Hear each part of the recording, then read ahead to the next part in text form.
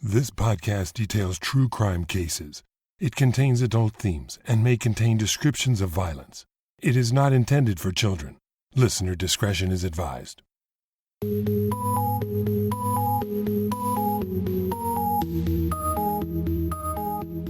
Thank you for joining me for today's episode of Once Upon a Crime. We're in the series Deadly Therapy. In these episodes, I detail cases of people who sought help from experts, but instead met their demise in strange and tragic ways. In today's story, a young girl grows up in poverty and instability and ends up in the foster care system. After being adopted and having trouble adjusting to her new home, she is subjected to a new type of therapy with tragic results. This is the case of Candace New Maker. When Candace Elmore Newmaker was born in Lincolnton, North Carolina in 1989, she would be at least the fourth generation of her family born into poverty, dysfunction, and instability. While she was greatly loved by her mother and grandparents, no one was quite equipped, due to their own struggles, to provide Candace with a stable home. Candace's maternal grandmother, Mary Clendenin, was abandoned by her own mother when she was just a toddler. She was left on a street corner with her older sister and soon found herself in foster care. Foster care is a system in which a minor has been placed into a ward, group home, or private home of a state-certified caregiver, referred to as a foster parent, or with a family member approved by the state. It's a government-run safeguard that is designed to help abused, neglected, or abandoned children, for example, when their parents are unable to care for them. But for many children, it creates even more instability in their lives. Children can be moved between foster homes, group homes, and other types of facilities for any number of reasons, and often are. Mary would be shuttled to 17 different foster homes over the years. When the child reaches their majority, in most places at the age of 18, they are no longer considered wards of the court. At that point, they age out of the foster care system. And if there are no transitional or extended care programs available, and often there are not, a young person is left to fend on their own. Many young girls who are taken from their own families and placed into foster care have a great need for the security of a stable family. Because of this, some begin their own families at a very young age. This was Mary's story. She first married at the age of 16. Before long, she was the mother of two. First came Angie, and then Albert. But the teenage marriage didn't last, and Mary was again on her own. But this time, things were even harder. Now she had two babies depending on her. Mary, with little education and two small children, had difficulty securing employment. As a result, she soon found herself living on the streets and sleeping in her car. Aware that she had few resources and little to no support to raise her children, she decided to give them over to the state so they wouldn't grow up on the streets. Angie and Albert now, too, entered the foster care system. Angie, for one, did not do well in foster care. She acted out angrily with her foster parents and other children. This was her coping mechanism for feeling sad, scared, and rejected. Many of her foster parents told Angie's social workers they couldn't handle the angry girl. Angie was shuffled around to several foster homes and group homes. She ended up placed in over a dozen in all. One of the places she was sent to was designated to house emotionally disturbed children. Angie admits that she was an angry child. In her opinion, the foster parents she was placed with, quote, didn't love me. I was just a paycheck, unquote. So she refused to obey them or cooperate with their rules. As a result, she was labeled a problem child. Her outbursts became more violent as she got older. Her case went before the court several times, with social workers trying to find Angie a suitable placement. Finally, a judge declared Angie a Willie M. case. A class action lawsuit named after Willie M., a teenage plaintiff in a North Carolina case, went before the court in 1979. The suit was in response to North Carolina's lack of appropriate placement for aggressive, emotionally disturbed children in the foster care system whose behavior was the result of mental illness. These children would either be shuttled from foster home to foster home or end up housed indefinitely in juvenile detention centers. Worse, some of these minors were sent to adult psychiatric facilities, where they might be victimized by other patients. The court required the state to provide better and more appropriate services to children with mental disorders that made them prone to violent and defiant behavior. North Carolina then invested hundreds of millions of dollars in care that included therapeutic foster homes with foster parents trained how to respond and deal with these children. When Angie was declared a Willie M. case, it meant that she had been deemed mentally ill by the courts and was now eligible to receive long-term treatment and be housed in a facility that was equipped to address her behavior issues. But Angie was ashamed of being labeled mentally ill and rebelled against being placed in a home or facility for the emotionally disturbed. She also still wanted to be with her mother, Mary. She and Mary had tried to reunite several times, but Angie was rebellious, and Mary had no patience with her. They fought like cats and dogs, and Mary would either throw up her hands in frustration or Angie would run away again. So, grasping for the only solution she could think of, Angie, like her mother before her, became a teenage bride. We'd like to thank our sponsor, Warby Parker. Warby Parker was founded to create boutique-quality eyewear at a revolutionary price point. Warby Parker was created as an alternative to the overpriced and boring eyewear available today. By cutting out the middleman and engaging with customers directly through their website and retail stores, Warby Parker is able to provide high-quality, good-looking prescription eyewear at a fraction of the price you'd pay elsewhere. I have several pairs of Warbys, including prescription sunglasses, and I love them. What's awesome about Warby Parker is their free home try-on program. You can order 5 different frames and try them on for 5 days, with no obligation to buy. They ship to you free, and Warby Parker even includes a prepaid return shipping label. There's nothing to lose. And get this, Warby Parker eyeglasses start at $95, including your prescription lenses. And these are great lenses. They include anti-glare and anti-scratch coatings, and blue light filtering lenses are now also available. I picked out my 5 lenses from Warby Parker's website, and they were sent to me quickly. I picked out my favorite and sent in my prescription. It was a quick turnaround to get my new cool glasses that I just love. And for you iPhone 10 owners, you can download Warby Parker's app, where you can use their new virtual try-on to instantly find your perfect frames, using just your phone. I'm sure you're going to love these frames with so many styles and colors to choose from, and they all have a cool retro vibe to them, but with a contemporary twist. So head to warbyparker.com/once to order your free home try-ons today. That's warbyparker.com/once, so they'll know I sent you. And remember, when you support our sponsors, you support this podcast. Thanks.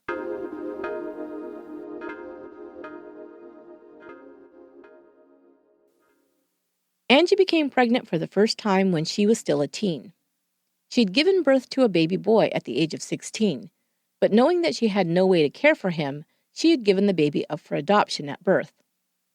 Now at age 17, Angie married 23-year-old Todd Elmore. Elmore, from Winston-Salem, had a problematic history himself. He'd been a petty criminal since his youth. Sheriff's deputies in Lincoln County knew Elmore well. One said the lad couldn't make it an entire month without lying, stealing, and generally being a pain in the ass. "He's a twerp," one deputy was quoted as saying. Angie admits she didn't love Elmore. He was merely a way to get out of the foster care system and away from her mother.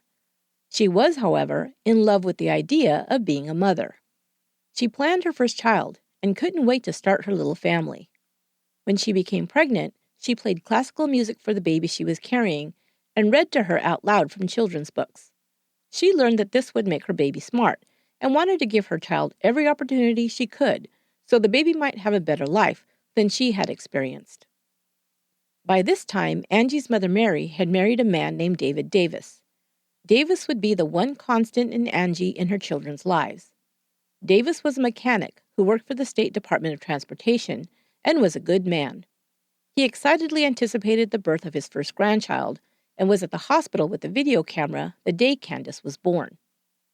On November 19, 1989, Candace Tiara Elmore made her arrival.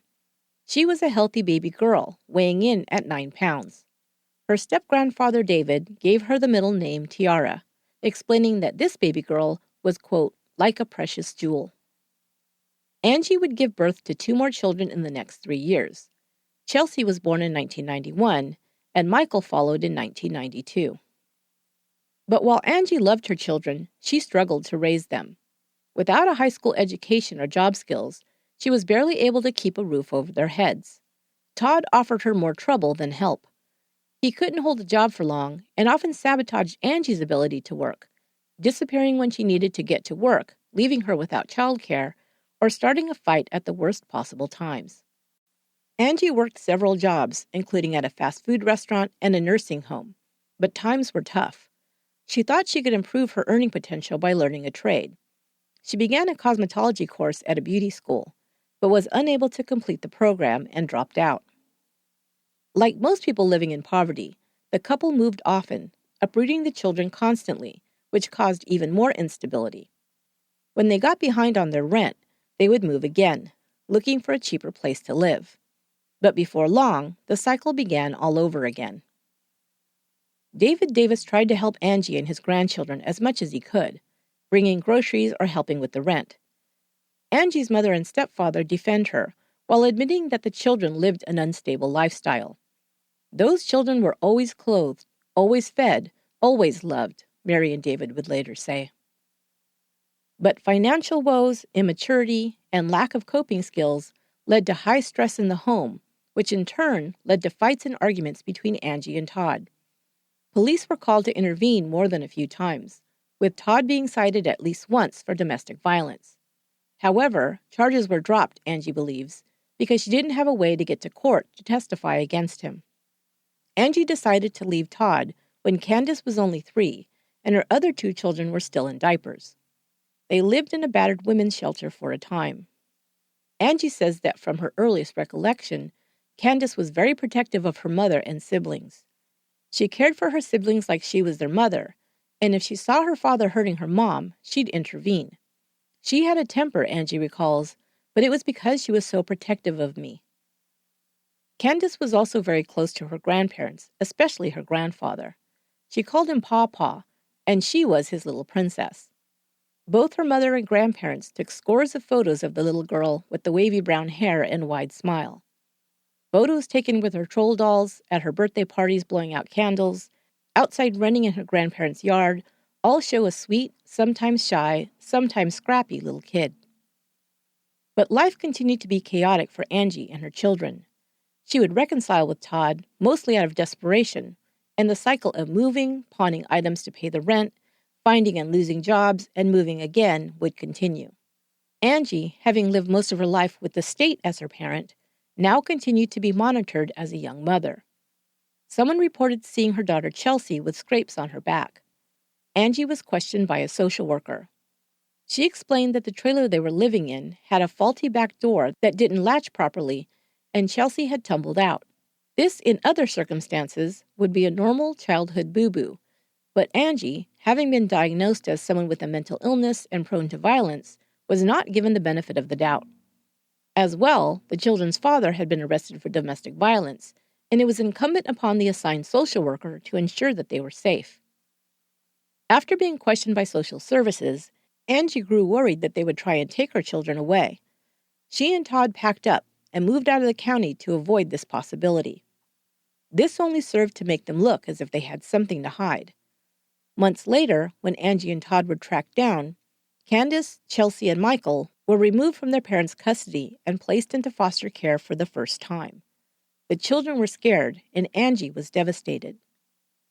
Because Candace hadn't been the child with the injuries, she was returned to her mother, but Angie was required to attend counseling with her daughter. During one of the counseling sessions, Candace asked her mother to promise her that she wouldn't be taken from her again. But Angie couldn't make that promise. As she saw it, the Division of Social Services had all the power. Angie admits that the second time Candace was removed from her custody was because of a fight between her and her mother. Angie and Mary got into a big fight, and Mary left in the car. Candace was attending a state-run daycare center at the time, and Angie didn't have a way to pick her up at the end of the day. She also had no phone, So when the school couldn't reach her, they contacted Angie's social worker. The social worker called Mary, who, still upset, told her to, quote, keep Candace overnight until things cool down, unquote. Now a report was made against Angie for child neglect. As a result, at the age of 5, Candace became a ward of the county and entered foster care.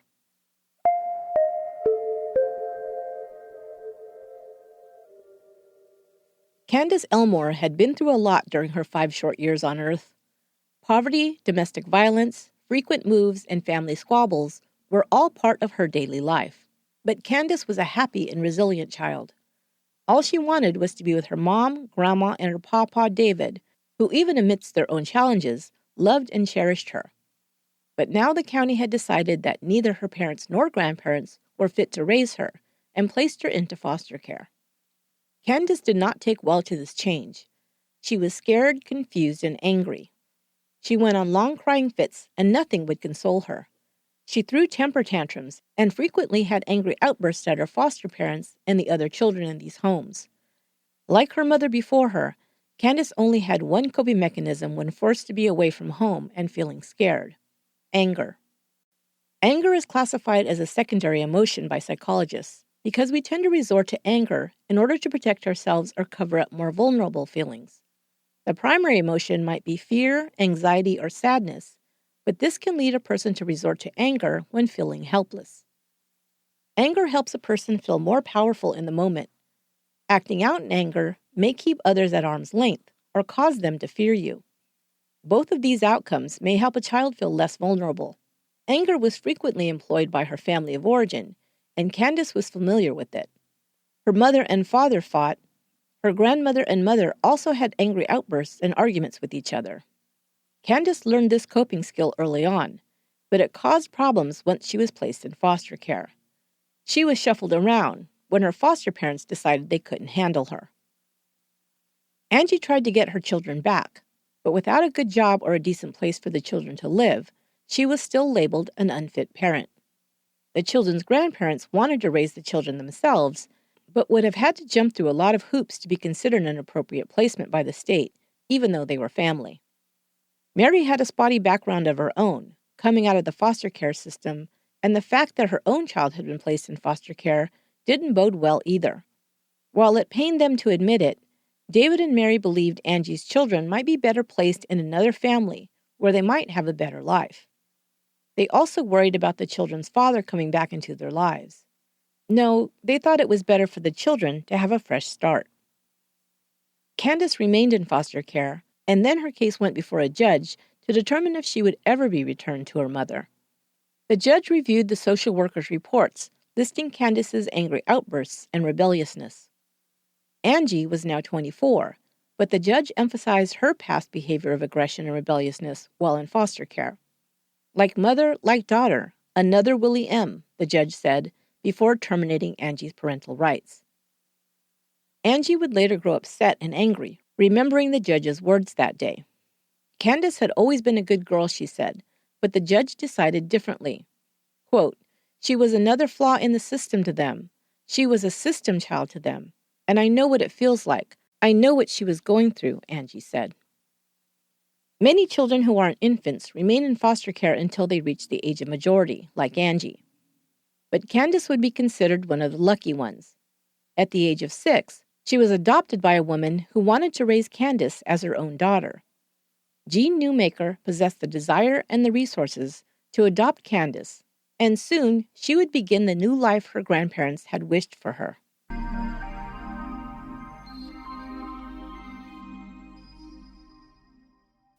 Jean Elizabeth Newmaker grew up in Warren, Pennsylvania, surrounded by all the privileges Candace never had. Her grandfather made his fortune in the furniture business, and her family was socially prominent in the area. She was a serious student who was involved in student council and several clubs during her high school years. She attended first the University of Rochester and then went on to receive a master's degree in nursing from the University of Virginia. The one dark spot to her otherwise happy life was her father's drinking problem. John Newmaker had been arrested twice for DUIs when a judge decided that he needed to attend rehab and placed him in a state psychiatric hospital. While there, he would meet a woman and leave Jean's mother to marry her when Jean was 28 years old. Jean was a natural caretaker, which is why she was so drawn to the nursing field. Her skills were sadly put to use in 1986 when her mother was diagnosed with cancer. She died that same year. Her father also fell ill and succumbed to lung disease the following year. After graduation, Jean took a job as a nurse practitioner at Duke University Medical Center in Durham, North Carolina. She always loved working with children and decided to specialize in pediatric gastroenterology and nutrition. She purchased a large 2-story brick home in Durham with money bequeathed to her from her grandparents' trust. The stately 5-bedroom home, located in a serene family neighborhood, was missing something. Jean, now 42 years old, had never married, and she longed to have a child. In the summer of 1996, she was given that opportunity. On June 14, 1996, Jean Newmaker adopted 6-year-old Candace Elmore. Candace was given a new birth certificate listing Jean as her mother and Durham, North Carolina as her place of birth. She was also given the new name of Candace Elizabeth Newmaker, her middle and last names matching those of her new mother. It was as if Candace Tiara Elmore had never existed. But Jean Newmaker was by all accounts a great mom. She took 2 months off of work after adopting Candace and threw herself into being a mom full-time. She knew they would need this time to get to know each other and bond as mother and daughter. Neighbors and friends in Durham said they never saw Jean without Candace or the other way around. They were always together, with Jean taking her new daughter to school each day, picking her up each afternoon, and attending all school parties and functions. When school was out of session, Candace traveled with her new mom. They took trips to the Appalachian Mountains, to Florida to swim with the dolphins, and spent time together hiking, whitewater rafting, and horseback riding. Other parents were impressed by Jean's devotion to her new daughter. There was nothing that child did not have, neighbor Margaret Addison told the Denver Rocky Mountain News. There was nothing she did not do. Candace was enrolled in 1st grade in the fall, and at first was nervous and insecure. She peered inside her new classroom and said there was a boy inside and she didn't like boys. She refused to enter. Jean patiently explained that he wasn't a boy, but her new teacher, Ray Albin. Albin introduced himself to the dark-haired little girl, and would later report that he quickly grew fond of her. Never a behavior problem in the classroom, Albin says that, in fact, Candace was kind and friendly. She was drawn to the special education students at the school, and always offered to help, sometimes pushing the children who were in wheelchairs to their classrooms. She also loved animals, and soon the Newmakers had several animals in their home. Most were strays found by Candace. Jean discovered that Candace loved horses, so she enrolled her in equestrian classes and leased her a horse when she was in the 2nd grade. Candace was able to spend time at the stables riding and caring for her horse. Candace made friends at school and had a core group of besties she went roller skating with and attended their slumber parties. It seemed like an idyllic life for a little girl. But behind closed doors, Jean would later admit there were problems. Candace had still not warmed to her, even a year later. To a few close friends, Jean described Candace as a handful. Later, Jean would lament the fact that Candace would not allow her to hold her and wouldn't look her in the eye. Candace had acted similarly when first introduced to her classmates. She'd snapped at them and told them not to look at her or touch her. This was pretty obviously a self-protective behavior to her new situation. But while Jean thought Candace would come around and bond with her over time, it didn't happen. Candace also exhibited behavior problems at home, according to Jean. She said Candace could be mean, cruel, and violent. She would destroy things and even set fires in the house. No one outside of Jean ever reported witnessing this type of behavior from Candace.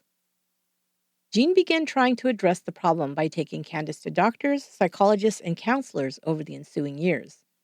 She was prescribed medications, including Dexedrine for ADD, the antidepressant Effexor, and an antipsychotic, Risperdal.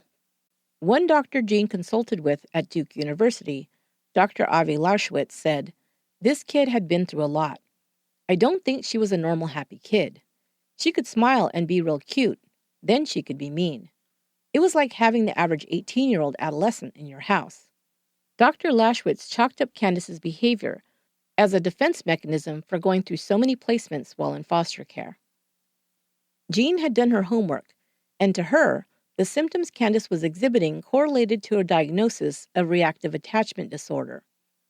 The term reactive attachment disorder, or RAD, is said to describe children who have been subject to neglect or abuse in their formative years and have failed to establish the expected emotional bonds with primary caregivers.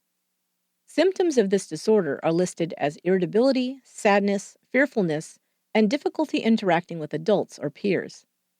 These children rarely seek out or respond to comfort when distressed, show little positive affect, and may be prone to angry outbursts or crying jags without explanation. Many children were being diagnosed with attachment disorders in the 1980s, after the boom in international adoptions. Children adopted from certain countries came from orphanages where they may have had limited contact with an adult caregiver and began their lives not forming attachments or emotionally bonding with a caring adult. While symptoms Candace exhibited may have looked similar to RAD, Candace had bonded with both her mother, grandmother, and grandfather as an infant and into her preschool years. Some speculate that Jean may have had unrealistic expectations of her newly adopted daughter and believed that all she needed to do was shower Candace with love and affection, and the girl would reciprocate her affection. Candace was still grieving the loss of her family of origin, and while she may have felt gratitude and possibly some affection for Jean, she wasn't ready to allow her to replace her biological mother so quickly. I used to counsel kids and families and saw a lot of blended families in my practice. One thing I learned was that even when kids liked their step-parents, they would often treat them terribly, talking back, refusing to follow rules, and just plain acting like little buttheads. Were they bad? Maybe. But for the most part, their behavior was largely in response to feeling disloyal to their biological parent.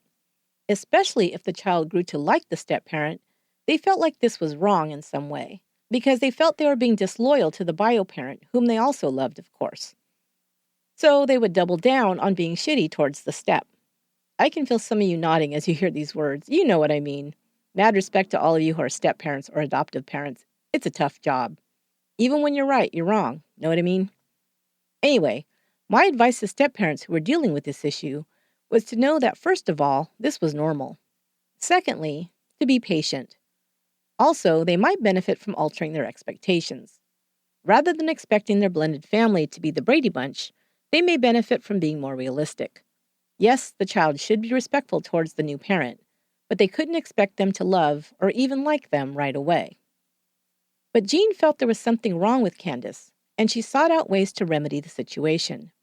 She sought advice from experts in the fields of child psychology, behavior issues, and mood disorders.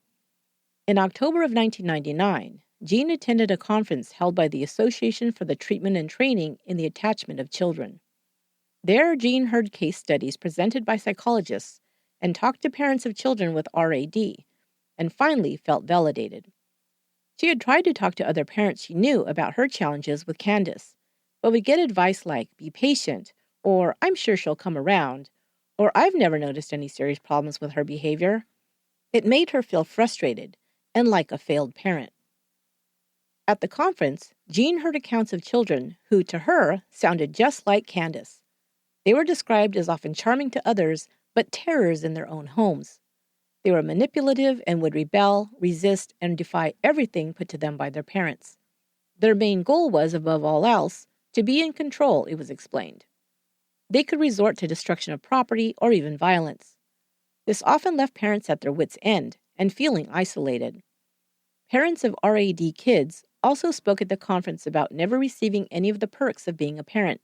No hugs from their kids, no affection or positive response to anything they did for them. Jean could totally relate to these parents and was now sure that Candace was suffering from an attachment disorder. Before leaving the conference, she consulted with a therapist named Bill Goebel.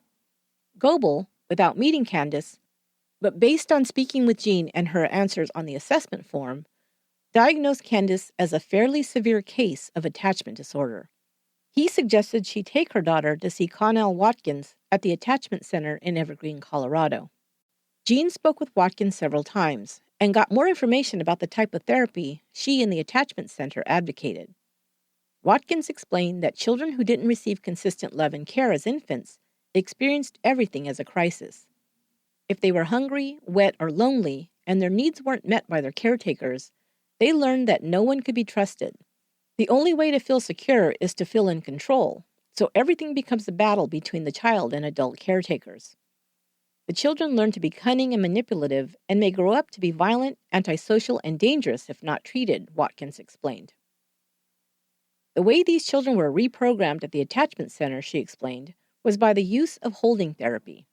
The child lies across the lap of the parent or therapist or both. Their arms and legs might be restrained as well. As the child begins to fight against the physical control of their bodies, the adult tightens their grip. The goal of this is to show the child that someone can control them, but they're still safe. Watkins gave Jean testimonials from parents who said the therapy was a godsend and had helped them finally bond with their child and restored harmony in their homes. Jean was excited and hopeful that this therapy might work for her and Candace. She signed a contract with Watkins to take 10-year-old Candace to Colorado for a 2-week therapy program at the cost of $7,000. The attachment center was located in Connell Watkins' 2-story house in the town of Evergreen. Watkins was an unlicensed psychotherapist who trained under Dr. Foster Klein, a pioneer in the field of attachment disorder. In part, traveling to the attachment center appealed to Jean because she would be staying in a private home with one of Watkins' assistants instead of a hotel. She thought Candace would become more angry during the therapy sessions than she was at home, and didn't want to stay alone with her at a hotel for the 2-week time period. Candace would be housed apart from Jean at the home of Britta St. Clair, Watkins' office manager. St. Clair and her fiancé, Jack McDaniel, were designated as temporary foster parents for Candace. She was told to address McDaniel as Daddy Jack. McDaniel was also hired to write daily reports on Candace's therapy. Neither Britta St. Clair nor Jack McDaniel had education or training in counseling or therapy. On April 10, 2000, Candace's therapy began, first with a visit to Dr. John Alston, a psychiatrist, to be assessed. He would oversee any medications Candace was taking during the therapy. She had been taken off all of her medications except one before arriving in Evergreen. Her dosage of Risperdal, an antipsychotic, sometimes prescribed to treat children who were excessively irritable or aggressive, was increased. She was taken off her other antipsychotic meds, as well as her ADD medication and her antidepressant. Later, the clinic staff would say Candace became emotionally withdrawn after her medications were changed. The 2-week program would require daily therapy sessions for a total of 30 hours. Connell Watkins was assisted by Julie Ponder, a therapist who was licensed in California, but not Colorado. The first holding therapy sessions were conducted by Watkins and Ponder. Candace was held cradled face up on the therapist's lap. In a typical session, the therapist holds the child's chin with one hand, forcing eye contact. The next part is more controversial, and not even advocated by all therapists who practiced holding therapy at the time. But Watkins was an advocate of the more confrontational style of the therapy. In the holding therapy that Watkins practiced, once the child is physically restrained, the therapist begins to goad the child to trigger their anger.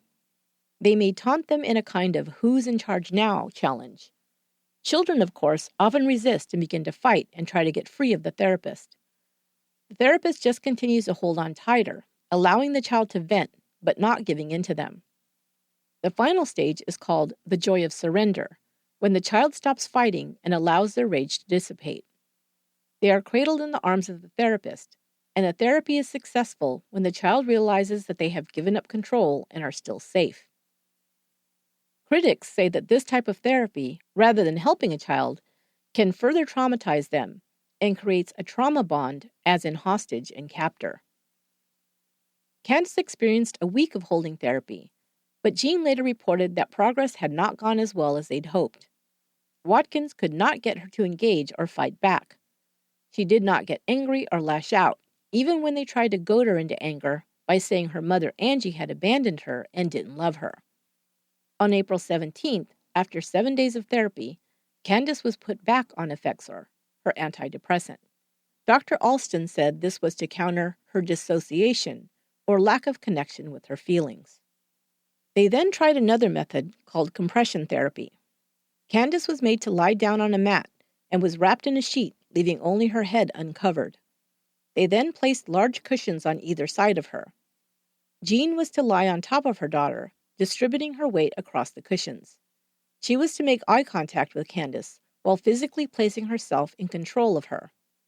After a little over an hour had passed, Candace was unwrapped and told to crawl over to Jean, who was now sitting in a chair. She was then to sit on her lap while her mother held her. Jean was given a plate of food and told to feed Candace as if she were an infant. Candace complied, and Jean was overcome with emotion. It was the first time Candace had allowed her to hold her or make eye contact with her. The next day, Watkins decided to up the stakes a little more.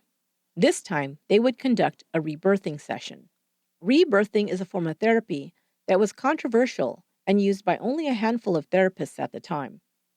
A type of psychodrama, it simulates a person being pushed out of the womb at birth. The theory is that those who have experienced early trauma can be reborn symbolically and get a fresh start in life. The way rebirthing was originally performed was by having the patient wrapped up in a blanket with their head exposed. Others then pressed on pillows placed around them to simulate birth contractions. But just months before Candace arrived at the attachment center, Connell Watkins was trained in a more extreme variation of the therapy from Douglas Gosney, a licensed marriage and family therapist from California. In this version, the child is wrapped like a mummy from head to foot.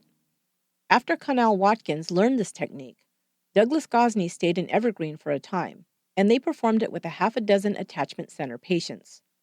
Since then, Watkins used it several more times with patients, and now thought it would be appropriate for Candace. On April 18th, Candace arrived at 9 a.m. to begin her day of therapy. She was asked to draw some pictures as she spoke with therapist Julie Ponder, who began to explain the rebirthing session that would be conducted that day.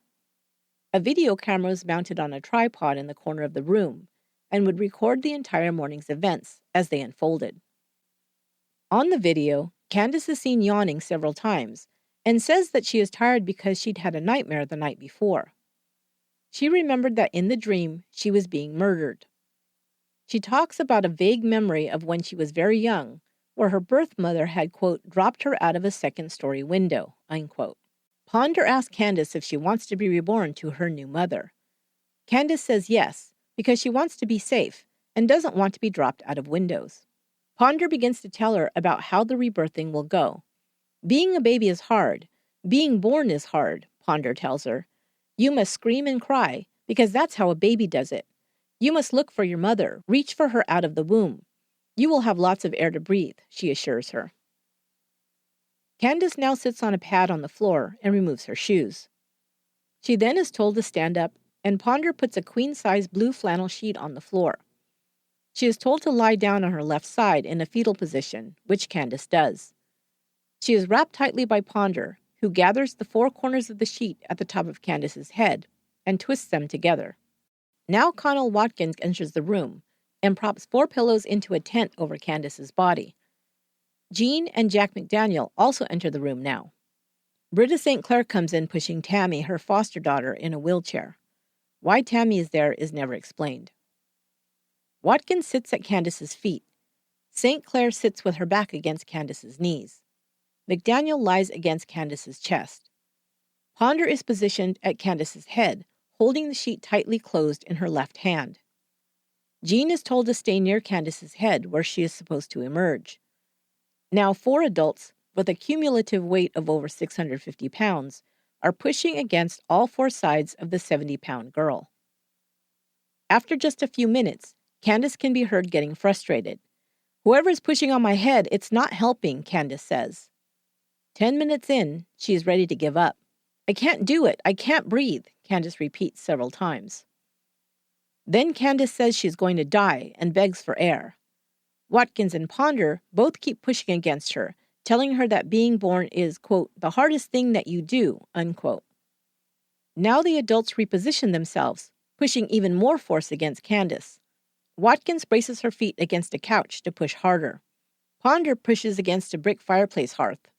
"Please stop pushing," Candace begs. "I can't breathe." What Candace doesn't do is get angry. She doesn't scream, threaten, rage, and thrash around. She remains compliant, but continues to insist she can't do it, and she can't breathe. The two therapists demand that she try harder, even when Candace says, "Okay, I'm dying, I'm sorry." Rather than becoming alarmed or check on her, the adults use the confrontational tactics Watkins advocates as necessary to break through a rebellious child's need to be in control. "You want to die?" Watkins yells at Candace. "Okay, then die. Go ahead, die right now." All four adults continue to push against Candace. At this point, you might expect that Jean, observing, might begin to grow worried and intervene. Instead, she is becoming upset because she feels rejected. Candace isn't trying to be reborn to her, and she is disappointed. Watkins tells Jean she warned her it might be like this. Kids try to get out of doing the hard work of being reborn by saying they can't breathe or that they have to go to the bathroom, she reminds her. Jean stays quiet.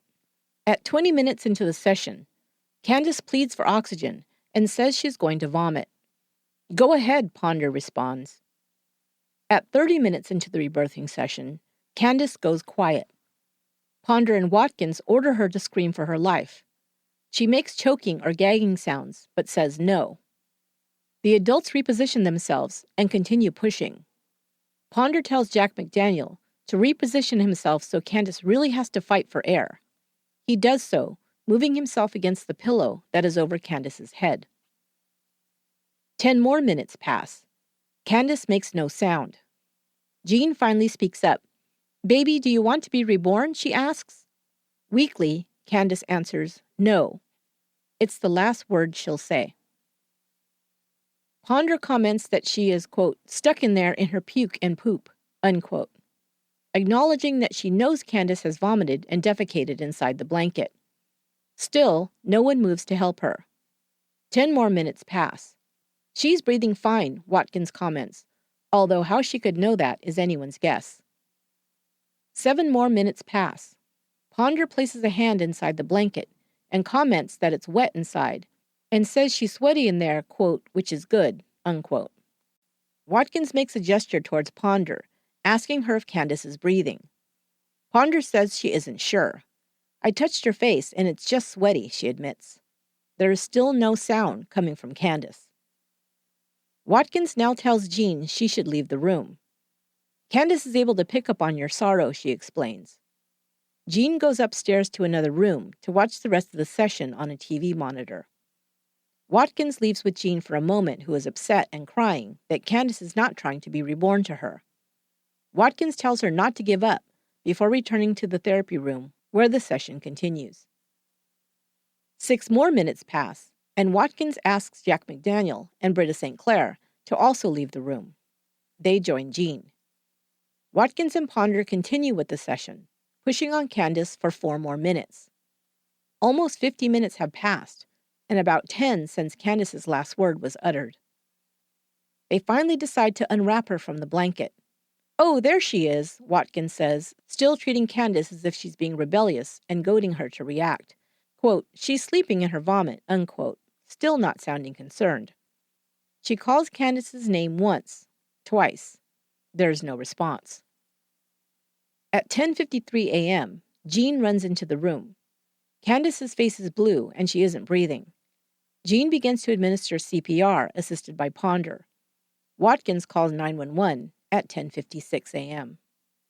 Paramedics arrive within 10 minutes and are met in the front yard by Jack McDaniel, who tells them they were conducting a rebirthing session and had left the girl alone for 5 minutes, and when they returned, found her not breathing.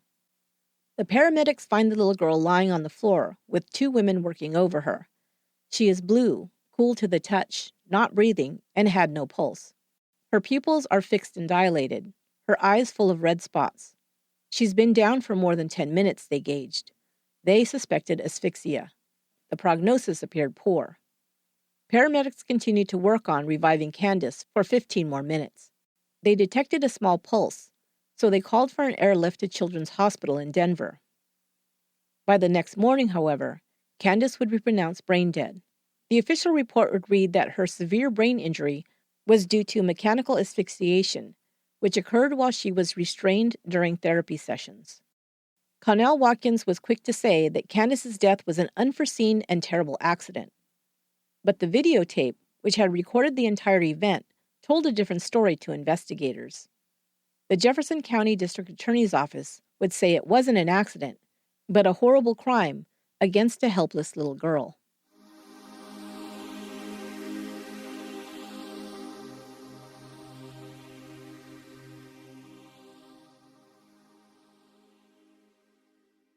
Connell Watkins and Julie Ponder were arrested a month later on May 18th.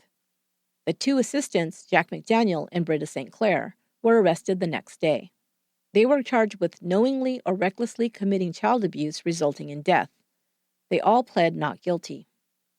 Jean Newmaker was charged with child abuse and neglect resulting in death, a lesser charge, but still one that could result in 4 to 16 years in prison. Supporters rallied around both Connell Watkins and Jean Newmaker. The proponents of rebirthing therapy and the families of the children who'd said they'd been helped by Watkins all defended the therapist, who they reported had worked miracles with their children. They also defended Jean Newmaker, saying that she had just been trying to help her child. The community in Durham grieved for the sweet curly-haired girl who loved animals. They at first weren't told how Candace had died, but when the news of the tragic rebirthing session came out, they couldn't believe Jean Newmaker could have known it was so dangerous.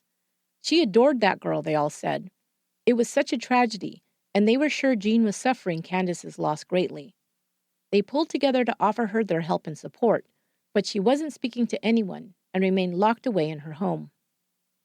Candace's biological family was not informed about her tragic death.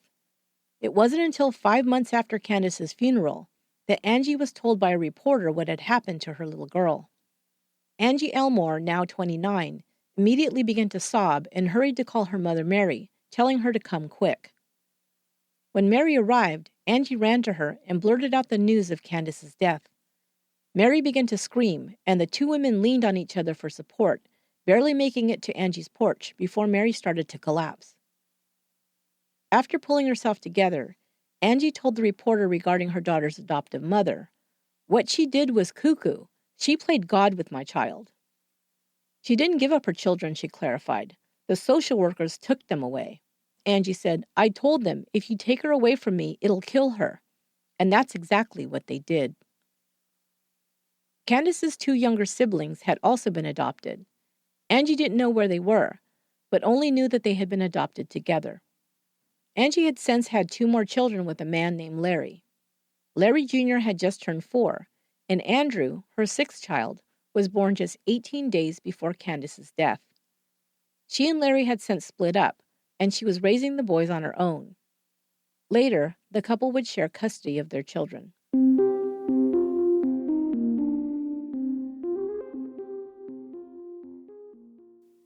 All 5 adults were charged in the death of Candace Elmore Newmaker. In 2001, Connell Watkins and Julie Ponder were tried together. They had both taken the stand in their defense and came across as cold and unfeeling to the jury. Watkins said the rebirthing therapy was necessary in Candace's case, and rather than showing remorse, came off as defensive. Ponder still sang the praises of rebirthing therapy, calling it a, quote, wonderful experience, and said that Candace could breathe through the sheet, stating, "It's not like wrapping someone in plastic." The jury found them both guilty of the most serious charge, reckless child abuse resulting in death.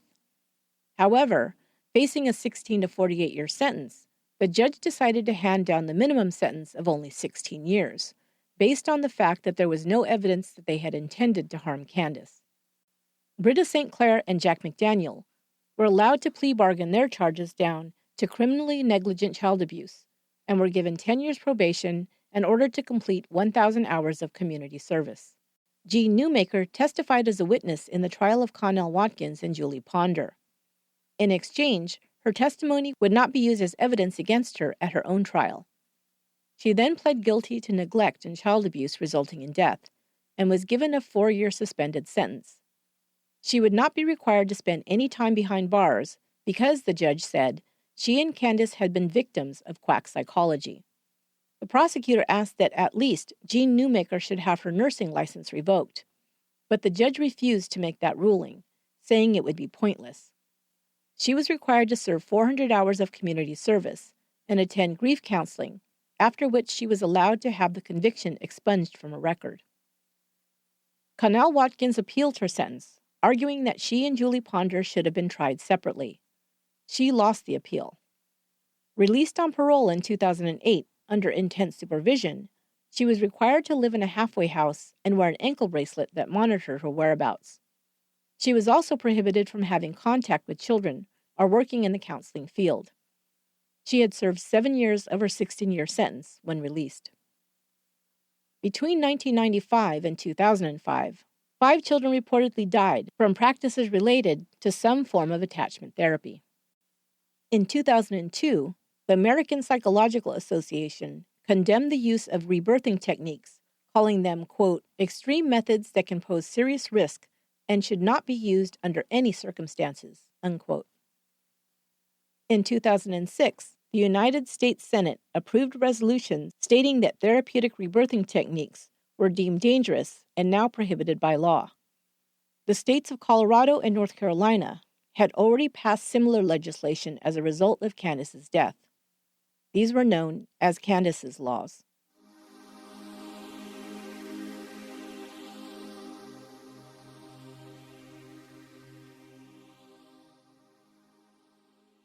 The tragedy of this case is not only that a little girl lost her life, but that her short time on Earth was filled with adults who, even though they loved her, let her down at every turn. Parents, grandparents, social workers, foster parents, and finally her adoptive mother all contributed to her sad life and tragic death. The fact that Candace exhibited some behavioral issues should have come as no surprise to anyone after she'd endured a life of hardship, instability, and constant struggle and disappointment. Even so, she desperately wanted to stay with her mother, siblings, and grandparents, but she wasn't given that choice. She was ripped away from the family she knew and loved and given to a stranger. When she didn't respond in the way that was expected of her, she was considered troubled and flawed, and told she needed to participate in therapy to be fixed.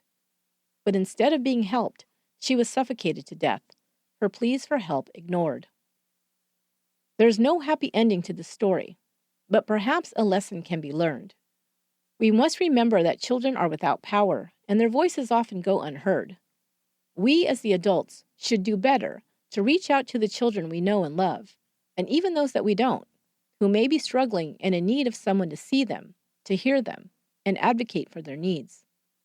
One way we can help children is by supporting their caretakers. Both Angie and Mary struggled to raise their children, having had no good parenting role models themselves. David Davis, Candace's beloved pawpaw, had this to say: both Mary and Angie had a 100% desire to be good mothers. Trouble was, they were never taught how. There are many single parents struggling to do the best they can for their children.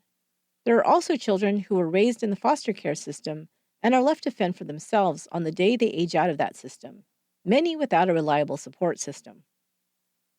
If you'd like to help, you can start by going online to singleparentadvocate.org or doorofhope.us to donate or volunteer.